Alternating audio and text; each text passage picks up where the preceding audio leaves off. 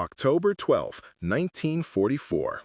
The morning silence along the Belgian countryside near Bastogne shatters as Hauptmann Friedrich Steiner watches his breath form clouds in the freezing air. His Tiger tank idles beneath a canopy of ancient oak trees, the massive 56-ton machine barely fitting between the gnarled trunks. Steiner doesn't know it yet, but in the next 2 hours, everything he believes about armored warfare will be proven catastrophically wrong. The Americans aren't supposed to fight like this. They're supposed to charge head-on, relying on numbers rather than cunning. They're supposed to be predictable. But the tank destroyers waiting in the valley ahead have rewritten the rules, and Steiner's entire company is about to pay the price for German arrogance. Before we jump back in, tell us where you're tuning in from, and if this story touches you, make sure you're subscribed, because tomorrow I've saved something extra special for you. Steiner commands the 3rd Platoon of Schwere Panzerabteilung 501, an independent heavy tank battalion attached to the 15th Panzergrenadier Division. His Tiger Ausf E mounts the legendary 88mm Kavwick 36 cannon, a weapon capable of destroying any Allied tank at ranges exceeding 3 kilometers. The frontal armor measures 100mm thick, sloped to deflect enemy shells like rain off a steel roof. Since receiving this particular machine in late August, Steiner has survived 17 separate engagements without suffering penetrating damage. His crew trusts the Tiger's invincibility as absolutely as they trust the rising sun. Steiner's crew consists of men he's fought alongside since the brutal winter campaigns outside Leningrad. Feldwebel Otto Zimmermann operates the radio from the hull gunner position, his voice steady even under the heaviest fire. Unteroffizier Dieter Hartmann drives with the instinctive feel of a man who thinks in gears and throttle positions rather than words. Obergefreiter Ludwig Schmidt loads the main gun with mechanical precision, his movements practiced through thousands of repetitions. Gefreiter Anton Becker serves as gunner, his eye pressed against the telescopic sight like a jeweler examining a diamond. These men have survived battles that killed entire battalions. They believe their experience makes them invincible. The orders came down 3 hours before dawn. German intelligence reported a weak American screening force holding the crossroads at Chinogue, approximately 8 kilometers northwest of their current position. The Americans supposedly had only light reconnaissance units and perhaps a company of infantry defending the vital road junction. High Command needed that crossroads secured before noon to allow reinforcement columns to advance toward the Meuse River. Steiner's company drew the assignment because heavy tanks break resistance through overwhelming firepower and psychological intimidation. The mission seemed routine, almost disappointingly simple. Steiner's company commander, Major Heinrich von Waldstein, briefed the tank commanders with characteristic Prussian efficiency. The Americans would withdraw at first contact with heavy armor. German Tigers had never lost a direct engagement with American medium tanks. The psychological effect of the 88mm gun alone often caused enemy crews to abandon their vehicles without firing a shot. Von Waldstein expected the road junction secured within 2 hours of contact, with minimal German casualties. The major's confidence infected every commander in the briefing. This would be another demonstration of German armored supremacy. As Steiner's Tiger emerges from the tree line, the Belgian countryside spreads before him in a deceptive pastoral beauty. Rolling hills covered in autumn grass create gentle undulations that seem perfect for tank operations. Small stone farmhouses dot the landscape, their thick walls built centuries ago by farmers who never imagined such terrible machines would cross their fields. Narrow dirt roads wind between hedgerows and wooden fences, creating a patchwork of fields and pastures. The morning sun burns off the last wisps of ground fog, revealing visibility extending nearly 2 kilometers. Perfect conditions for the Tiger's long-range gunnery advantage. Steiner's radio crackles with routine position reports from other tanks in his company. Tiger 301 reports all systems functioning normally. Tiger 302 confirms visual contact with Steiner's tank and requests permission to advance in echelon formation. Tiger 304 acknowledges receiving updated map coordinates for the objective. The professionalism in these communications reflects years of combat experience and rigorous training. German tank crews pride themselves on maintaining discipline even during the most chaotic battlefield conditions. Everything about this advance suggests another textbook operation. The company advances in a dispersed formation with roughly 150 meters between individual tanks. German doctrine emphasizes mutual support while preventing enemy artillery from destroying multiple vehicles with single salvos. Each Tiger commander maintains visual contact with at least 2 other tanks, creating overlapping fields of observation and fire. The formation flows across the Belgian countryside like iron wolves hunting prey, each vehicle positioned to support the others while maintaining independent maneuver capability. Von Waldstein's command Tiger leads from the center, coordinating movement through constant radio updates. Steiner scans the horizon through his commander's periscope, searching for signs of American positions. The terrain ahead slopes gently downward into a shallow valley before rising again toward the crossroads objective. Several farm buildings cluster near the valley floor, their stone walls offering potential defensive positions. A small stream winds through the lowest ground, its banks lined with bushes and small trees that could conceal infantry positions. Steiner notes these features automatically, his combat experience translating terrain into tactical problems without conscious thought. Nothing appears immediately threatening. The first indication something might be wrong comes from Zimmermann monitoring the radio frequencies. "Herr Hauptmann, I'm picking up unusual radio traffic on American frequencies. Multiple stations using brief transmissions with long gaps between broadcasts." Steiner considers this information while continuing to scan for visual threats. American radio discipline has improved significantly since the early fighting in Normandy, but brief transmissions suggest coordination rather than panic. Professional soldiers controlling their communications. Perhaps the intelligence estimates underestimated American strength in this sector. Steiner orders his driver to maintain speed while angling slightly right to improve his observation angle toward the farm buildings ahead. The Tiger's Maybach engine growls steadily, its 700 horsepower driving the massive tank across the Belgian countryside at roughly 25 kilometers per hour. Not fast compared to lighter vehicles, but inexorable and unstoppable. The ground trembles beneath 56 tons of steel and high explosive potential. Steiner has learned to trust the Tiger's mechanical reliability, despite the tank's reputation for complicated engineering. His crew maintains their vehicle with religious devotion, understanding that mechanical failure in combat means death. The valley floor lies approximately 800 meters ahead when Steiner notices something that makes his stomach tighten with sudden unease.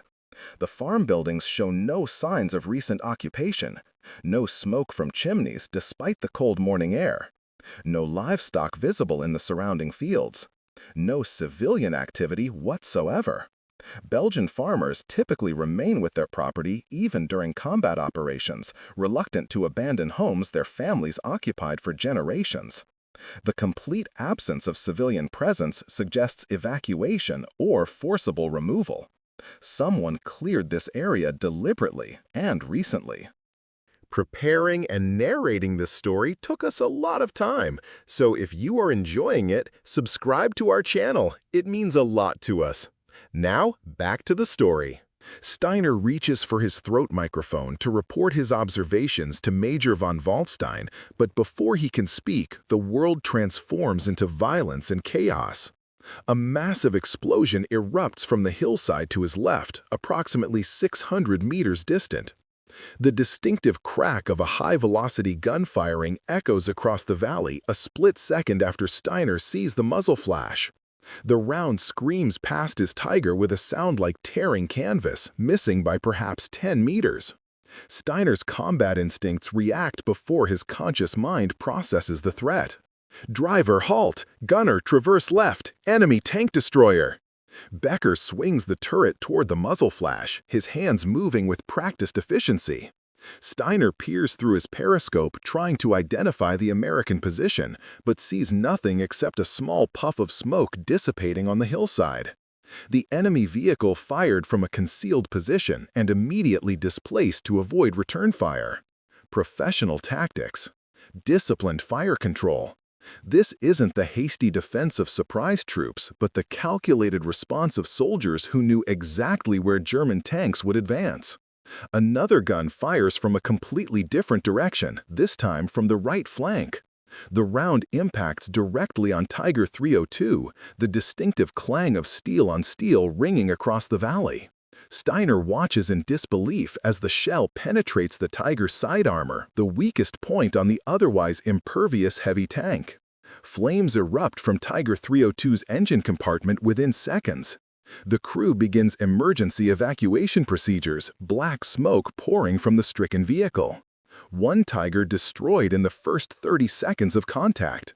This has never happened before. Steiner's radio explodes with urgent transmissions as other tank commanders report contact from multiple directions. Tiger 301, under fire from concealed position at 10 o'clock, cannot identify target. Tiger 304 reports enemy fire from farm buildings, request immediate support. Major von Wallstein's voice cuts through the confusion with sharp commands. All units disperse and seek cover, identify firing positions before returning fire. The Major's training and experience show in his immediate recognition that the company has driven into a carefully prepared ambush. Steiner orders his driver to reverse toward the nearest terrain feature offering concealment, a low ridgeline approximately 100 meters behind their current position. As the Tiger backs up, Steiner catches a glimpse of movement near the farm buildings. A low-slung vehicle with an open-topped turret emerges briefly from behind a stone wall, fires a single round at another German tank, then immediately reverses back into cover. The entire exposure lasts perhaps 3 seconds. Not long enough for effective return fire, but long enough to deliver accurate gunnery against German armor. The vehicle Steiner glimpsed was an M10 tank destroyer, though he doesn't know the American designation. What he does know is that the vehicle mounts a powerful gun in a traverse turret, offers less armor protection than a proper tank, but moves with startling agility. The Americans designed these vehicles specifically for ambush tactics, sacrificing armor protection for mobility and firepower. German intelligence briefings mentioned tank destroyers, but dismissed them as inadequate weapons, unable to threaten heavy German armor. Those briefings prove catastrophically wrong, as another Tiger suffers penetrating damage from an unseen American gun. Steiner's Tiger reaches the ridgeline and positions hull down, exposing only the turret to enemy fire while the hull remains protected by terrain. Basic defensive tactics learned in training and refined through bitter experience. But as Steiner scans for targets, he realizes the Americans have anticipated even this response. Every piece of terrain offering German tanks protective cover lies within prepared killing zones covered by multiple American firing positions. The tank destroyers use the days or weeks before this engagement to map every approach route, every defensive position, every piece of cover German tanks might use. The Americans turned the entire valley into a trap. More muzzle flashes erupt from unexpected positions as American tank destroyers engage German armor with devastating effectiveness. The Americans never exposed themselves for more than a few seconds, firing from concealed positions before immediately displacing to alternate firing points. German return fire strikes empty positions where American vehicles were moments earlier. The tank destroyers move through prepared routes that maximize their concealment while providing clear fields of fire toward German positions. Every aspect of the American defense reflects careful planning and thorough reconnaissance. Steiner finally identifies an American tank destroyer through his commander's periscope. The vehicle sits partially concealed behind a stone farm building, only its gun and upper turret visible.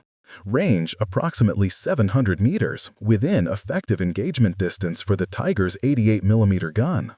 Steiner orders Becker to engage, confident that German gunnery superiority will prevail despite American tactical advantages. The 88mm gun roars, sending a high-velocity armor-piercing round screaming toward the American position.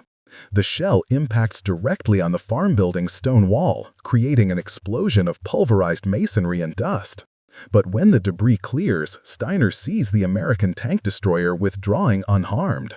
The stone wall absorbed the round's energy, protecting the vehicle behind it. The Americans positioned their tank destroyers to use battlefield terrain and structures as improvised armor, negating German firepower advantages through clever positioning rather than thick steel plate. Another tactical innovation that German doctrine never anticipated. Zimmermann reports increasing radio traffic on American frequencies. The brief professional transmissions suggest coordinated fire control. Steiner realizes the tank destroyers aren't operating as individual vehicles, but as parts of an integrated defensive system. American forward observers direct fire from multiple tank destroyers onto single German targets, achieving overwhelming local superiority despite German advantages in individual vehicle capabilities. The Americans coordinate their defense with the same proficiency German forces displayed during the early war campaigns when Wehrmacht tanks destroyed larger but poorly coordinated enemy formations. A massive explosion rocks the valley as Tiger 301 suffers a catastrophic ammunition detonation. The 88mm rounds stored in the Tiger's hull explode with tremendous force, tearing the massive tank apart from inside. Flames shoot 30 meters into the air as 56 tons of steel transforms into a funeral pyre for its crew. None of the 5 men aboard survive. Steiner watches in horror, recognizing that the Americans achieved what Soviet, British, and American forces failed to accomplish in dozens of previous engagements. They destroyed a Tiger in direct combat through superior tactics rather than numerical superiority. Major von Wallstein's voice cuts through the radio chaos with new orders.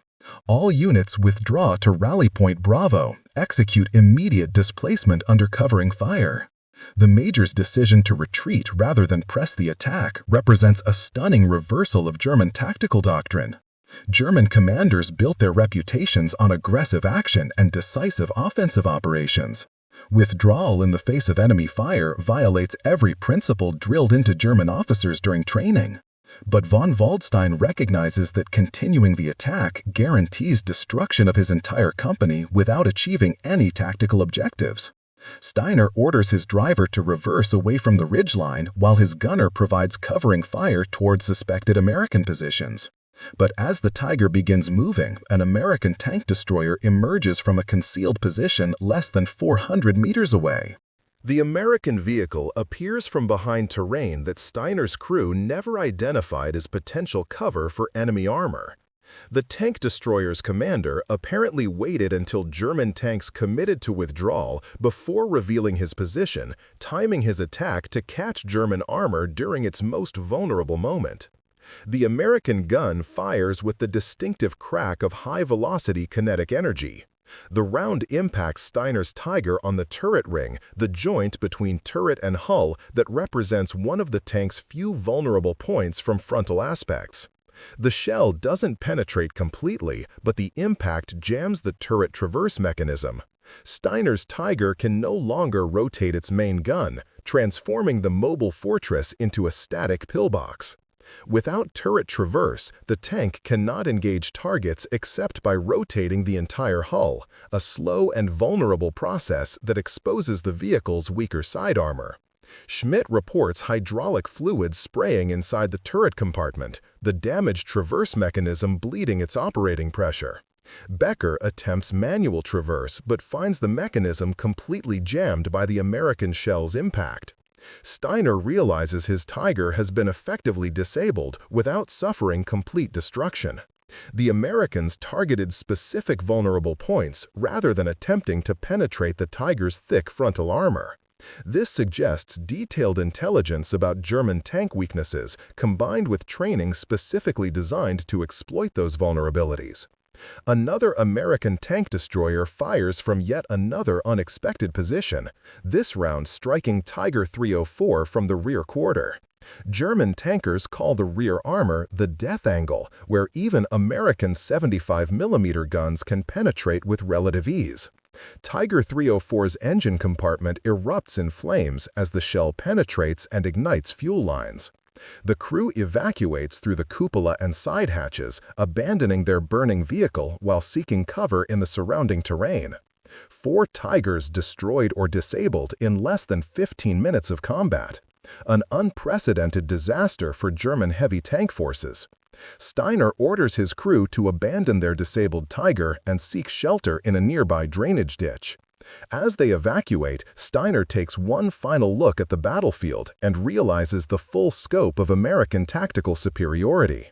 The tank destroyers used every terrain feature, every structure, every fold in the ground to create overlapping fields of fire that covered all German approach routes. The Americans sacrificed armor protection for mobility, using speed and positioning rather than thick steel to survive German firepower. They coordinated their defense through professional communications and fire control that matched or exceeded German standards. The withdrawing German tanks face continuous harassing fire from American tank destroyers that appear and disappear like ghosts. The Americans never remain exposed long enough for effective German return fire, moving constantly between prepared positions while maintaining sustained pressure on German forces. Several Tigers suffer additional damage during the withdrawal, tracks broken by near-miss explosions or vision equipment destroyed by fragments. The mechanical reliability German crews trusted becomes a liability when damaged vehicles cannot maintain formation speed. As Steiner and his crew huddle in the drainage ditch, American artillery begins impacting across the valley. The tank destroyers apparently called for fire support to complete the destruction of German armor.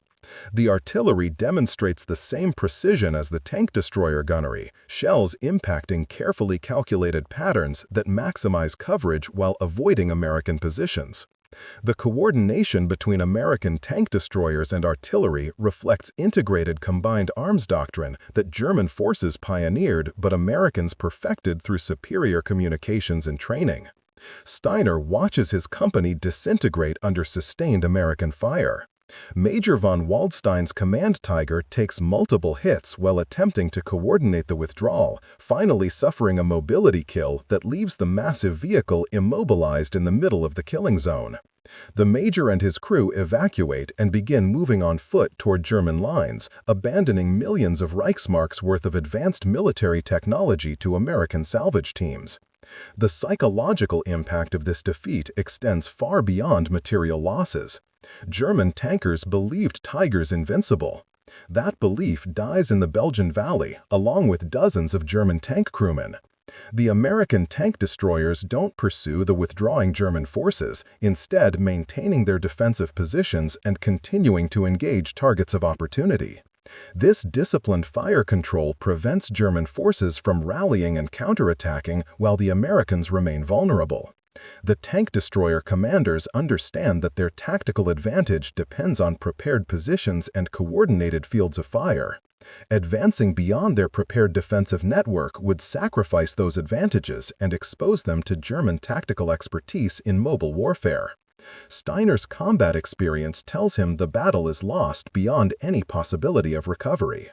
The Americans achieved complete tactical surprise despite German reconnaissance and intelligence efforts. The tank destroyers negated every German advantage through superior positioning, coordination, and tactical innovation. German technological superiority in armor and gunnery proved meaningless when facing an enemy who refused to fight on German terms. The Americans rewrote the rules of armored warfare, and German forces paid the price for their failure to anticipate this tactical evolution. The drainage ditch offers minimal protection as American artillery continues pounding the valley floor. Steiner presses himself against the cold earth, feeling each explosion through the ground itself. The concussive waves travel through soil and stone, rattling his bones and filling his mouth with the taste of cordite and dirt. Schmidt lies beside him, breathing heavily, his face pale with shock. The loader never expected to abandon their invincible Tiger and scramble for survival like infantry caught in open ground. None of them did. Zimmermann maintains radio contact with surviving elements of the company, despite the chaos. His training as a signals operator proves invaluable as he coordinates evacuation routes and rally points for scattered crews. Herr Hauptmann, Major von Waldstein reports 6 Tigers lost, 3 more damaged but mobile, remaining units withdrawing to secondary positions near the forest edge. Steiner processes this information with growing disbelief. More than half the company destroyed or disabled in less than 30 minutes. An entire heavy tank company shattered by American tank destroyers using tactics German doctrine never anticipated. Hauptmann crawls forward to observe the battlefield, his driver's instinct demanding visual confirmation of their situation. He returns moments later with grim news. Americans have observation posts on both flanks. They're tracking every movement we make. Steiner realizes the tank destroyers didn't achieve their success through luck or temporary surprise. The Americans established a comprehensive surveillance network that monitored German positions long before the attack commenced. Every German movement, every deployment, every approach route was observed and reported to American commanders, who used that intelligence to position their tank destroyers with devastating precision. Becker removes his gunner's gloves and examines his hands, which tremble slightly despite his attempts at control. The veteran gunner has engaged targets in every theater of the European war, from the Russian steppes to the Norman hedgerows. His hands never shook before. The psychological impact of seeing Tigers destroyed by supposedly inferior American equipment strikes deeper than physical wounds. German tankers built their identity around technological superiority and combat effectiveness. Watching that identity shattered in a single engagement creates trauma that extends beyond immediate physical danger. Artillery fire shifts to different grid coordinates, allowing Steiner and his crew to risk movement. They crawl along the drainage ditch toward a cluster of farm buildings approximately 300 meters distant. The buildings show battle damage from earlier fighting, walls pockmarked with shell fragments and small arms fire. But the structures offer better protection than open ground, and Steiner's tactical instinct drives him toward any available cover. As they move, Steiner observes other German tank crews scattered across the valley, some wounded, all shocked by the comprehensive defeat they've suffered. The farm buildings contain evidence of recent American occupation: empty ammunition crates stacked in corners, medical supply wrappers scattered across floors, ration tins with English labels discarded near improvised fighting positions. The Americans used these buildings as part of their defensive network before withdrawing to secondary positions. Steiner examines the defensive preparations with professional interest despite his circumstances. The Americans reinforced walls with sandbags, created firing ports covering multiple approach angles, and established clear retreat routes to alternative positions. Every detail reflects thorough planning and tactical sophistication. A German Unteroffizier from Tiger 303 stumbles into the building, blood streaming from a head wound. The young non-commissioned officer reports that his commander died when their Tiger took a direct hit through the turret roof. The round penetrated the thinner top armor and detonated inside the fighting compartment, killing the commander and gunner instantly. The surviving crew members evacuated while American tank destroyers continued engaging other German vehicles. The Unteroffizier's voice cracks as he describes watching his commander die, the psychological trauma evident in his unfocused eyes and trembling hands. Zimmermann establishes radio contact with Major von Waldstein, who has reached German lines and is organizing recovery operations.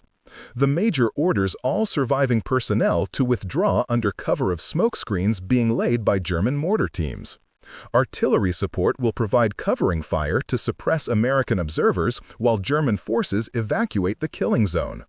Von Waldstein's voice carries the strain of command failure, a professional officer recognizing that his tactical decisions led directly to catastrophic losses.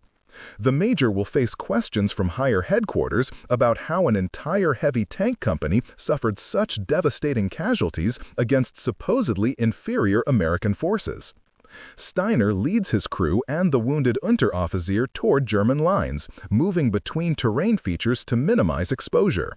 American tank destroyers occasionally fire at movement they detect, but the harassing fire lacks the devastating precision of their initial ambush. The tank destroyer crews apparently received orders to conserve ammunition and maintain defensive positions rather than pursue withdrawing German forces. This disciplined fire control reflects professional military judgment that prioritizes strategic objectives over tactical opportunities for additional kills. As Steiner's group approaches German lines, they pass the burning wreckage of Tiger 301. The massive tank lies on its side, turret blown completely off by the internal ammunition explosion. Bodies of crew members lie scattered around the vehicle, their deaths instantaneous when dozens of 88mm rounds detonated simultaneously. Steiner forces himself to look at the carnage, knowing he must understand the full cost of German tactical failure. These men died believing in German superiority, trusting in doctrine that proved obsolete against innovative enemy tactics. German forward positions receive the withdrawing tank crews with efficient professionalism. Medical personnel immediately begin treating wounded, while intelligence officers separate tank commanders for debriefing. Hot coffee appears from somewhere, the simple comfort of warm liquid helping shocked survivors begin processing their traumatic experience. Steiner drinks mechanically, tasting nothing, his mind replaying the battle and analyzing where German tactics failed against American innovation. Major von Waldstein gathers surviving tank commanders for immediate tactical assessment. The major's face shows the strain of command during catastrophic defeat, but his voice remains steady as he questions each commander about their observations. What types of American vehicles did you engage? From what positions did they fire? How did they coordinate their movements? Von Waldstein understands that German forces must learn from this disaster to prevent future repetitions. The Americans demonstrated tactical capabilities that German intelligence failed to anticipate, and understanding those capabilities becomes critical for German survival. Steiner reports his observations in detail, describing how American tank destroyers used terrain and structures to create protected firing positions. He explains the sophisticated coordination between different tank destroyer platoons, the disciplined fire control that prevented premature exposure, and the apparent surveillance network that tracked German movements before the battle commenced. Von Waldstein listens carefully, occasionally asking clarifying questions, building a comprehensive picture of American tactical methods from multiple commander reports. Other commanders contribute similar observations, creating a disturbing pattern. The Americans positioned their tank destroyers to cover all German approach routes with overlapping fields of fire. They prepared alternate firing positions, allowing rapid displacement after engaging targets. They coordinated artillery support to suppress German counterfire. They maintained communications discipline that prevented German radio intercept units from identifying their positions. Every aspect of the American defense reflected professional military competence equal to or exceeding German standards. A staff officer from division headquarters arrives to gather preliminary casualty reports and tactical assessments. The officer's expression reveals shock as von Waldstein reports 6 Tigers destroyed, 3 damaged, and numerous casualties among crews. Heavy tank companies rarely suffer such catastrophic losses even during extended campaigns. To lose more than half a company in a single engagement against supposedly defensive American forces represents an unprecedented disaster. The staff officer promises immediate investigation and requests detailed written reports from all surviving commanders. Steiner joins his crew at a makeshift rest area where German soldiers distribute rations and cigarettes. The crew sits quietly, each man processing the day's events according to his personality and experience. Hartmann cleans his hands obsessively, the driver's response to stress manifesting in repetitive grooming behavior. Schmidt stares at nothing, his loader's muscular frame slack with exhaustion and shock. Becker methodically disassembles and cleans his sidearm despite the weapon never being fired, the gunner seeking comfort in familiar mechanical tasks. Zimmermann writes in a small notebook, documenting events while memory remains fresh. A runner arrives with orders for Steiner to report to Division Intelligence Headquarters for detailed debriefing. Steiner follows the runner through German rear areas, observing the massive logistics infrastructure required to support modern armored operations. Fuel trucks, ammunition carriers, maintenance vehicles, supply dumps, and command posts stretch for kilometers behind the front lines. The material commitment required to field heavy tank companies staggers comprehension, making the loss of 6 Tigers in a single engagement even more significant. Each destroyed Tiger represents months of industrial production, specialized resources, and skilled labor that Germany can ill afford to lose. Division Intelligence Headquarters occupies a requisitioned Belgian farmhouse, its rooms converted into offices filled with maps, radios, and exhausted staff officers. A Hauptmann from the intelligence section conducts Steiner's debriefing, asking detailed questions about American vehicles, tactics, and apparent capabilities. The intelligence officer takes extensive notes, occasionally consulting reference materials to identify specific American equipment from Steiner's descriptions.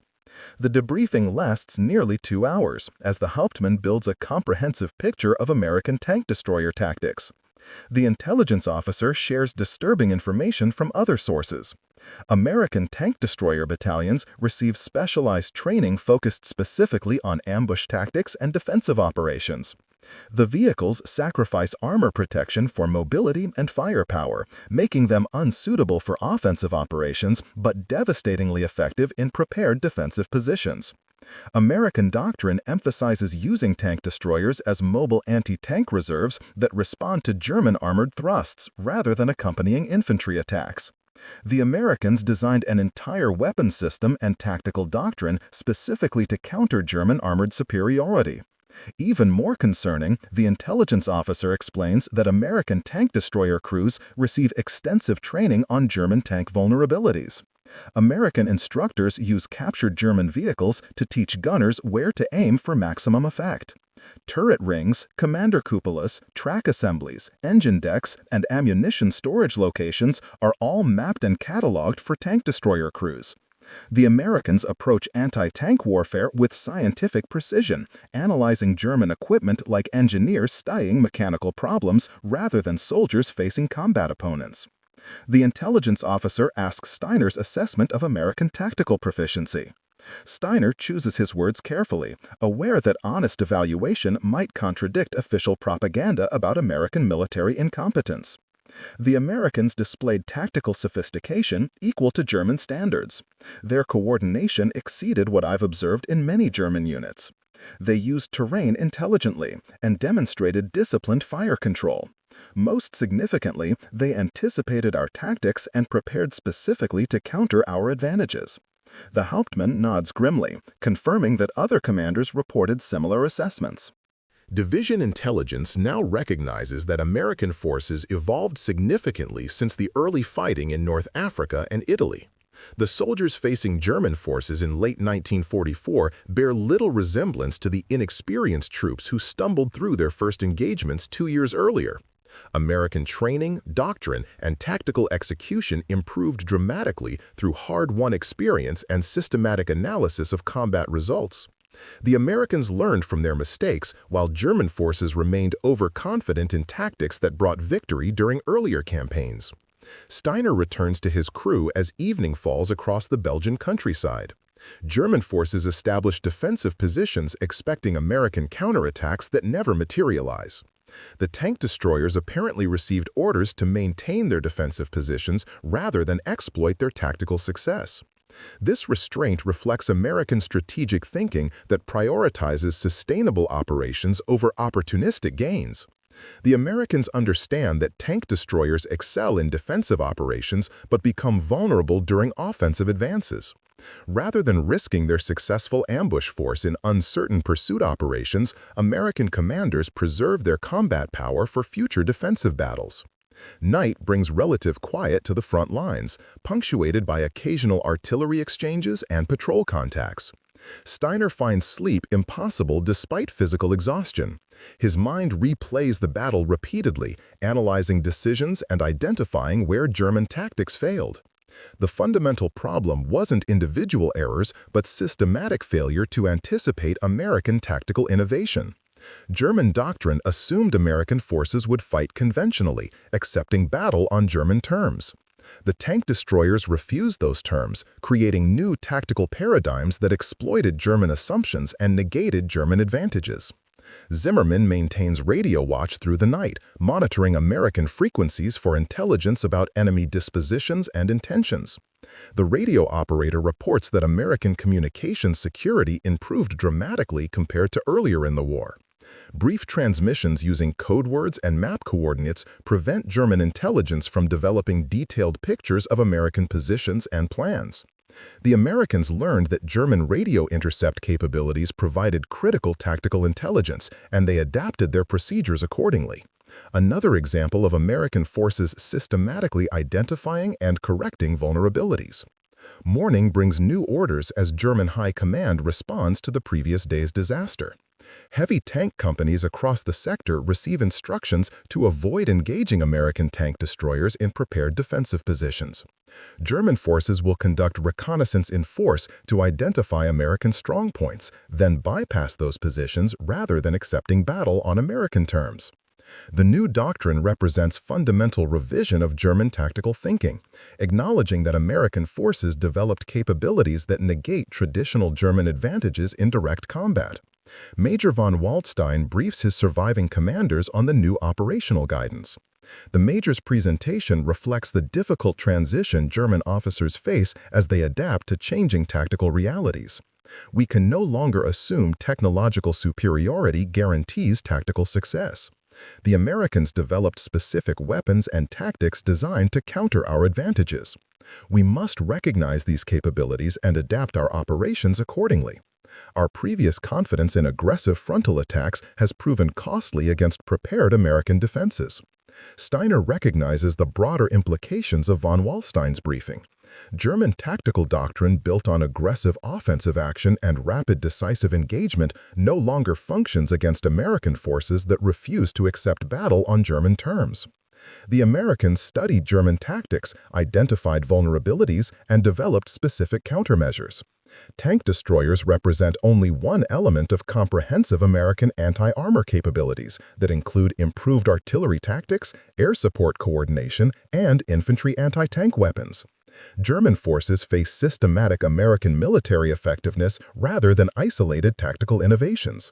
The mood among German tank crews reflects demoralization beyond simple combat fatigue. Soldiers who believed in German invincibility now question fundamental assumptions about their technological and tactical superiority. Conversations in rest areas reveal doubt and uncertainty replacing previous confidence. Veterans who survived battles in Russia and Normandy express shock at American tactical proficiency. The psychological impact of comprehensive defeat extends beyond immediate combat losses to undermine German fighting spirit itself. Replacement Tigers arrive from depot facilities, accompanied by new crews fresh from training schools. Steiner observes these replacements with concern, recognizing their inadequate preparation for the tactical realities they'll face. The new crews received training based on doctrine that proved obsolete against American tank destroyers. They believe in German superiority and aggressive tactics that will get them killed during first contact with competent American forces. Steiner attempts to share lessons from the recent battle, but questions whether inexperienced crews can absorb sophisticated tactical concepts during brief orientation sessions. German intelligence summaries confirm that American tank destroyer tactics represent systematic doctrine rather than isolated innovation. Multiple American tank destroyer battalions demonstrated similar capabilities across different sectors of the front. The Americans apparently developed standardized tactical procedures, trained crews to consistent standards, and equipped units with reliable weapons designed specifically for ambush operations. German forces face an American military system that matches or exceeds German organizational effectiveness while possessing superior material resources. Steiner's crew receives assignment to a replacement Tiger and begins the process of familiarizing themselves with their new vehicle. Each Tiger has individual quirks and characteristics that crews must learn through experience. Hartmann tests the transmission and steering, developing a feel for how this specific tank responds to control inputs. Becker calibrates the gun sight and test fires the main weapon to verify accuracy. Schmidt organizes ammunition stowage for maximum efficiency during combat. Zimmermann tests radio equipment and establishes communication with other tanks in the reformed company. The replacement process reveals disturbing trends in German logistics and industrial production. This Tiger shows evidence of rushed manufacturing, with rough welds and simplified components replacing earlier precision engineering. German factories struggle to maintain production levels while facing Allied bombing campaigns and resource shortages. The material quality of German equipment declines as the war continues, while American production increases in both quantity and quality. Steiner recognizes that Germany faces systematic disadvantages in industrial capacity that will prove decisive regardless of tactical innovations. Major von Waldstein conducts training exercises designed to prepare his reformed company for engaging American tank destroyers. The training emphasizes reconnaissance, identifying prepared positions before committing forces, and avoiding direct engagement. German doctrine shifts from aggressive offensive action to cautious probing and flanking maneuvers. The psychological adjustment proves difficult for officers and crews trained to believe in aggressive tactics and technological superiority. Adapting to defensive thinking and acknowledging enemy capabilities challenges fundamental German military identity. During training exercises, Steiner observes how profoundly the recent defeat affected his crew's confidence and decision-making. Hartmann drives more cautiously, hesitating before exposing the tank to potential enemy observation. Becker takes longer to acquire targets, second-guessing his initial assessments. Schmidt maintains constant vigilance for threats from unexpected directions. Zimmermann monitors radio frequencies obsessively, listening for any indication of American positions or intentions. The crew's tactical awareness improved through hard experience, but their aggressive confidence has been replaced by cautious uncertainty. Up next, you've got two more standout stories right on your screen. If this one hit the mark, you won't want to pass these up. Just click and check them out.